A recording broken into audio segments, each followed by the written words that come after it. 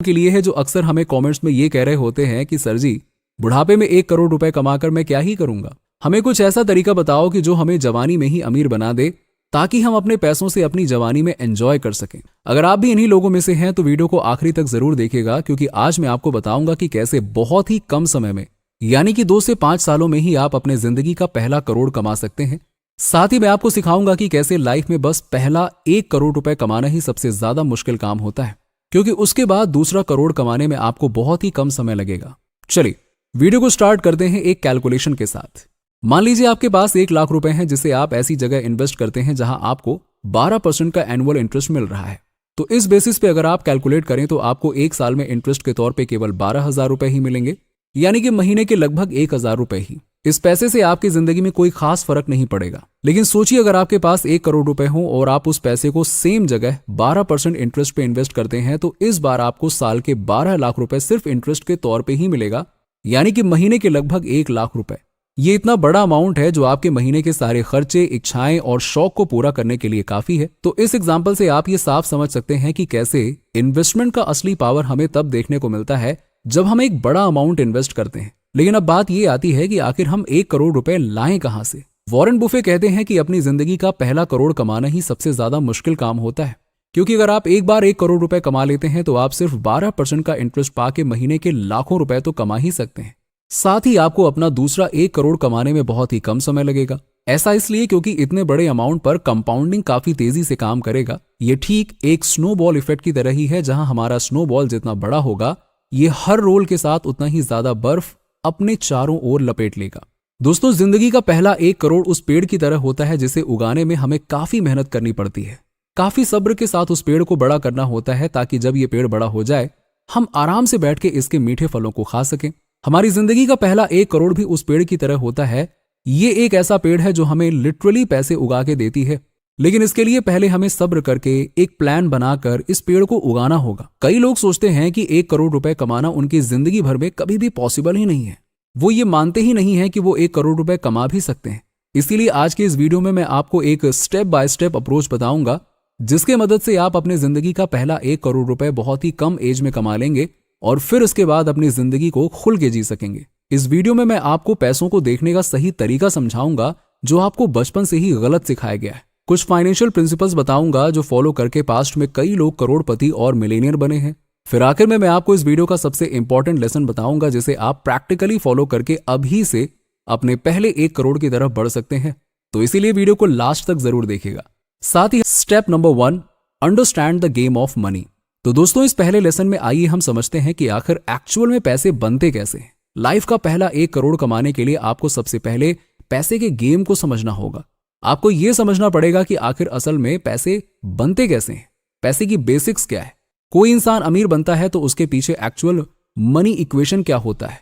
देखिए, हम जिस एजुकेशन सिस्टम में बड़े होते हैं वहां हमें तो बस ये सिखाया जाता है कि job is equal to money, यानी नौकरी ही पैसा है और पैसा कमाने का बस एक ही तरीका है, वो है नौकरी करना। लेकिन 1 मिनट जरा रुककर आप ध्यान से सोचकर देखो कि क्या ये पैसे का इक्वेशन आपको कभी अमीर बना सकता है। क्या अमीर लोग पैसे की इस इक्वेशन को यूज करते हैं? क्या पैसे कमाने का ये इक्वेशन सही भी है?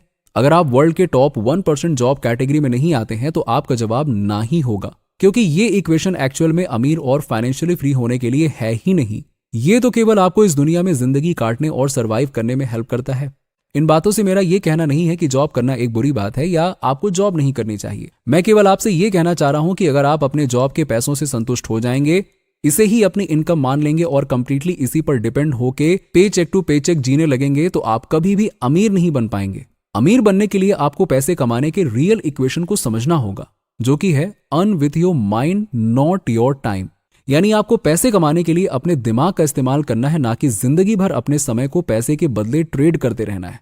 आप जिस भी फील्ड में जॉब या काम करते हैं वहां आपको अपनी स्किल्स को शार्प करने पे ध्यान देना चाहिए। फिर उस एक्सपीरियंस और अपनी प्रॉब्लम सॉल्विंग स्किल्स की मदद से आपको कोई ऐसा प्रोडक्ट या सर्विस बनानी चाहिए जिससे आप लोगों के लिए वैल्यू क्रिएट कर सकें। वैल्यू क्रिएशन ही वो चीज है जिसने आज तक कई लोगों को अमीर बनाया है, और हजारों सालों से यही वो पैसे का रियल इक्वेशन रहा है जो असल में किसी को भी अमीर बना सकता है। आप वैल्यू क्रिएशन कोई प्रोडक्ट बना के, कोई सर्विस देके या एंटरटेनमेंट के फॉर्म में कर सकते हैं। आप किसी बिजनेस में इन्वेस्ट करके भी इनडायरेक्टली वैल्यू क्रिएट कर सकते हैं। इसीलिए अगर आप खुद का कोई बिजनेस नहीं करना चाहते हैं तो कम से कम आपको अच्छी कंपनीज में इन्वेस्ट तो करना ही चाहिए, ताकि उस कंपनीज की ग्रोथ के साथ आपका भी वैल्यू ग्रो करे और आप पैसिव इनकम जैसे सोर्सेज बना पाएं, जिससे आप बिना अपना टाइम ट्रेड किए भी पैसे कमा सकते हैं। Step number 2, make multiple sources of income.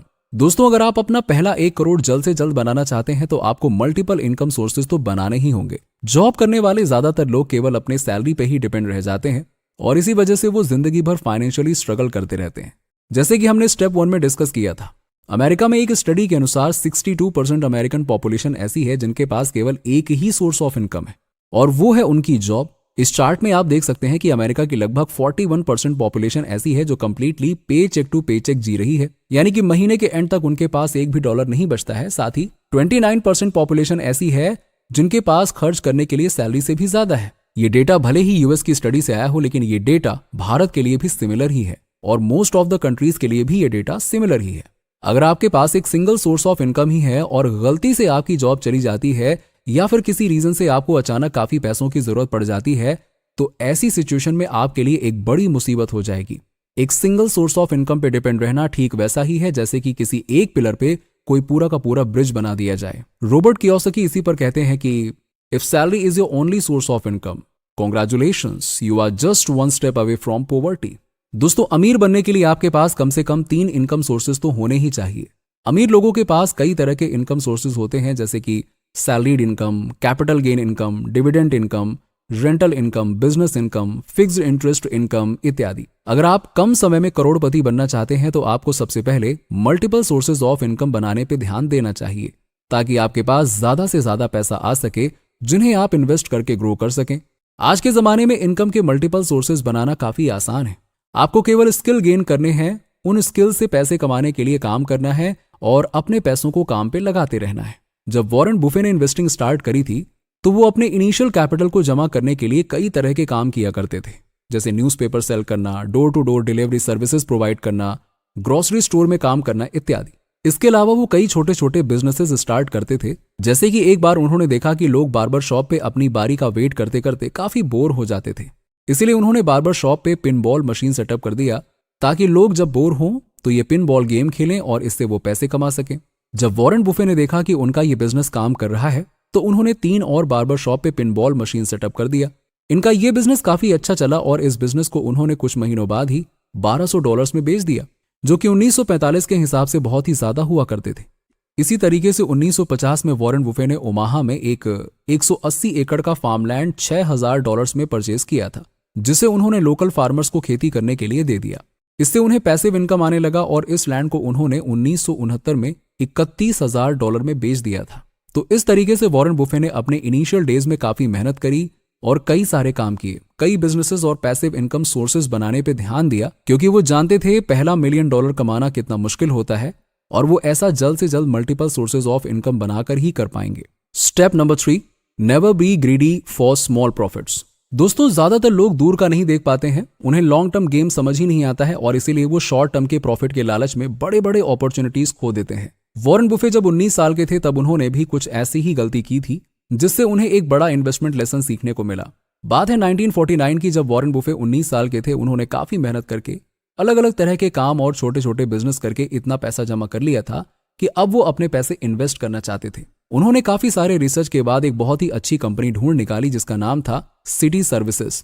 इस कंपनी के उन्होंने 6 शेयर्स बाय किए और क्योंकि सिटी सर्विसेज फंडामेंटली बहुत ही अच्छी कंपनी थी, इसलिए बहुत जल्द उस कंपनी के शेयर प्राइस ऊपर जाने लगे।